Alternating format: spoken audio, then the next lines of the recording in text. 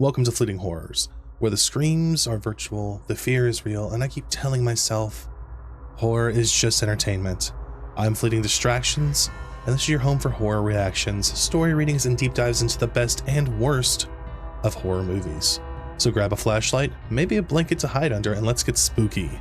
Oh, and if something taps on your window while you're watching, totally normal. Probably. Unless it taps twice, well, then good luck.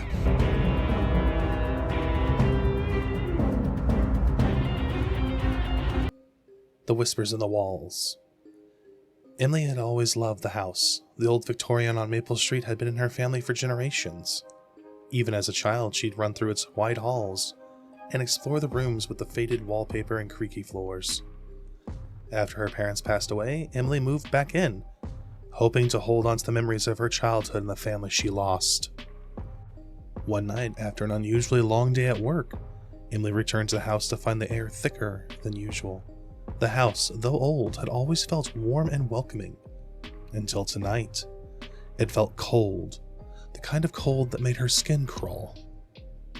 As she entered the living room, she heard something faint but unmistakable. A whisper. She froze, straining her ears. The voice was soft, barely audible, as if it was coming from deep within the walls. She took a slow, hesitant step forward. "Who's there?"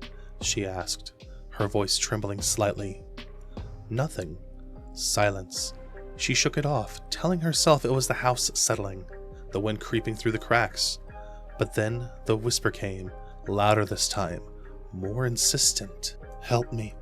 Emily's heart skipped. She darted her eyes around, looking for the source. Her gaze landed on the wall near the old fireplace, where a large crack ran down the plaster. The whisper seemed to be coming from there. Her curiosity overwhelmed her fear.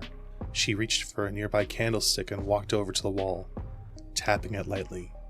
The sound was hollow. Tap, tap, tap. Something was behind it. Her pulse quickened. She grabbed the fireplace tools and started to pry at the crack. As the wall crumbled away, a hidden door slowly opened, revealing a narrow, pitch-black passage. Her breath caught in her throat. She could feel the chills seeping from the passage, as if the very air inside it was alive. Without thinking, Emily stepped inside. The floor beneath her feet creaked as she moved down the narrow corridor. The whisper intensified, now unmistakably desperate. "Help me. Get out." The passage led her into a small, forgotten room, no larger than a closet. In the center, an old wooden box set on the floor, covered in dust. She couldn't explain why, but she felt drawn to it. Her hands shook as she reached for the lid. When she opened it, the faint scent of something decayed filled her nostrils. Inside the box was a tattered journal, its pages yellowed and brittle. She flipped it open, scanning the first few lines. "The house is alive. It feeds on the living. I am trapped here. It won't let me leave." Emily's breath hitched. A shiver ran down her spine as the words seemed to echo in her mind. Before she could process what she had just read, the whisper came again, this time right behind her ear. "Leave, before it takes you too." Terrified, Emily spun around. The room was empty, but then the walls began to move. The floor beneath her groaned as if something beneath it was shifting, stretching. The temperature dropped drastically. The whispers are now deafening, surrounding her, pressing in from all directions. With a frantic scream, Emily bolted for the door, but the passageway had closed. She was trapped. The house was alive, and it was hungry. The last thing Emily heard before everything went silent was the sound of a low, guttural laugh that seemed to come from every corner of the house.